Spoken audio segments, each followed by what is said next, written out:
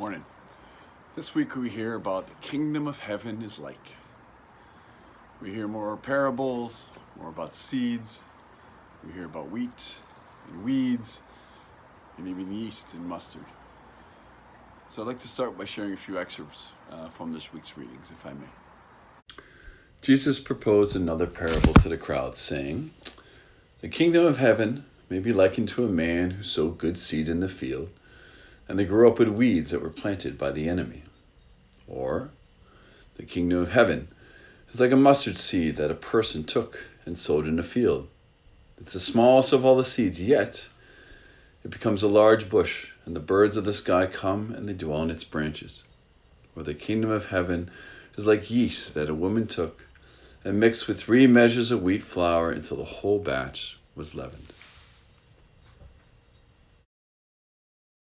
There's lots more if you read the whole passage set aside by the church, and of course there's many interpretations. I'd like to focus on one specifically, a holistic view about God's kingdom in the here and now. Not when we die, where there'll be wailing and gnashing of teeth, but God's kingdom in the here and in now. The imagery we see. The imagery we see helps us to visualize the concepts. Wheat and weeds, mustard seeds, yeast and bread, right? Yeast that gives rise to all things. The kingdom of heaven is planted in the good soil. That means we're all made in the image and likeness of God. The kingdom of heaven starts small, like a mustard seed, the smallest of all seeds, but it grows to be the biggest bush that gives shelter and protection for the birds of the air. Right? And then the yeast, a little pinch of yeast that goes into the wheat and enlivens the whole thing, and leavens the whole thing, gives rise to the whole thing. And I think that's what we're looking at here. So what is Jesus hinting at? So what does Jesus hint at in this imagery? I'd like to suggest he hints at going small, the little things in life, the little miracles that come in the midst of our everyday. Because God has a way of disguising himself in the everyday moments of our lives. The small miracles, like the tiniest of seeds, or like the little pinch of yeast that gives rise to an entire loaf of bread.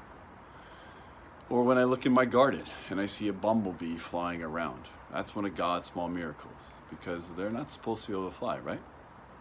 So perhaps when it comes to kingdom creating, we have to go small. If there's one gift of COVID, it's been the gift of being home, of slowing down and being with my family, my wife and my children. The gift of the little things, a good meal around the table, playing cards, riding our bikes, being together, doing a craft, maybe something new. All right, small things that we do. Small things that we often miss, going small. We often miss them because we're just too busy in our activity-dense lives. I think going small also applies to the demonstrations and movement that rose out of George Floyd's death at the end of May. The movement would be successful. It'll usher in substantial changes because it goes small. The spirit moving in individuals' lives, in our consciousness. And those seeds and yeast give rise to small communities. Small movements through businesses, through police forces, through school boards, through institutions. Grassroots needed to bring life, and thus create God's kingdom in the here, God's kingdom in the now. Like we're asking our Father, thy kingdom come. Well, for God's kingdom to come, man's kingdom has to go. God's kingdom of love and peace and justice, of healing, which means salvation, of acceptance, of wholeness. Not man's kingdom of isolation or competition or consumerism or power or abuse and of course violence. God's kingdom now. God's kingdom now. Let's have it now. Let's not wait.